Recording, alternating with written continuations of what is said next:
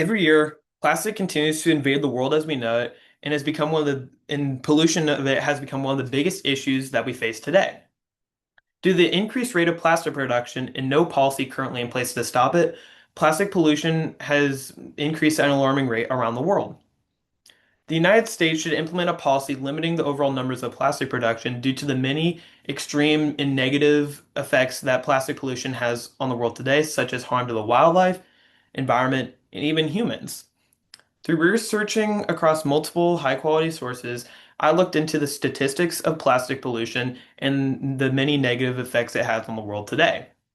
Today, I'm initially going to be talking about the overall problem of plastic pollution and its causes and effects, and then transition to how uh, implementing a policy limiting the overall numbers of plastic production is the most effective way to combat this issue. To begin looking at this issue, I can start by talking about the overall problem of plastic pollution in the world today. The IERE states that plastic pollution is such a big problem in the world today due to its persistence. The IERE also states that plastic pollution poses such a significant threat to the world today due to its ability of widespread contamination. The UN Environment Program states that around 2,000 garbage trucks full of plastic flow into the world's rivers, lakes, and oceans every single day.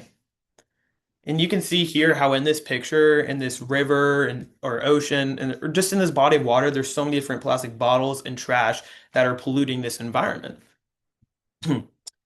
The United States Environment Protection Agency also states that with how much plastic and waste is going into these oceans and environments, it poses marine species at a much higher risk of ingesting, suffocating, or becoming entangled in this plastic. You can see how this big bulk of plastic and waste is just right in front of these fish and how easily it can be for them to ingest and digest and put them at risk. Plastic pollution is increasing so much in the world today because of the production of it is continuing to increase at such a rapid pace. Green Earth states that plastic pollution is continuing to increase every single day because of the increased production, and that just the packaging industry itself is projected to grow by more than 3% annually.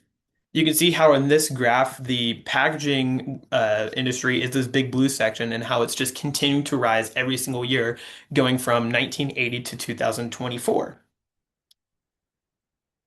The IUCN also states that with these materials involved in packaging and producing these single-use plastics, they are known to be carcinogenic and can propose many different neurological, immune, developmental, and other disorders that have many effects on the wildlife and even humans.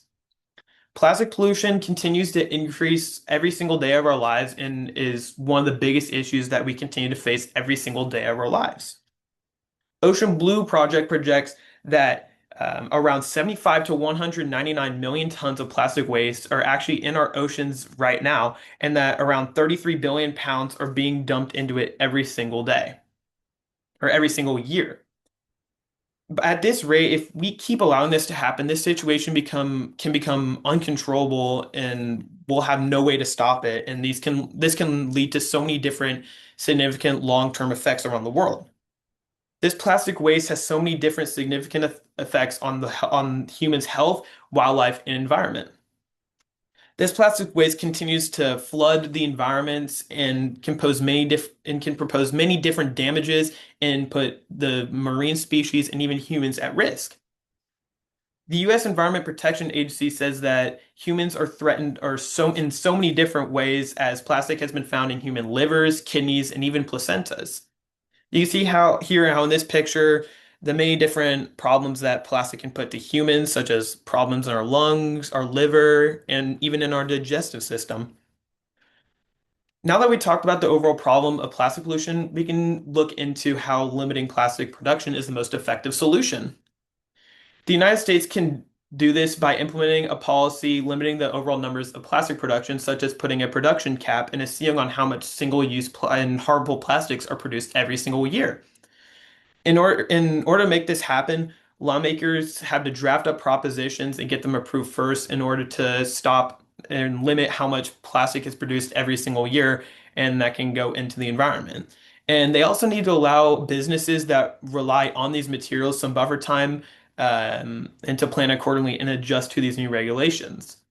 The US can also, when the US and even the world itself can adjust by limiting plastic production and transition into more alternative and environment-friendly materials in place.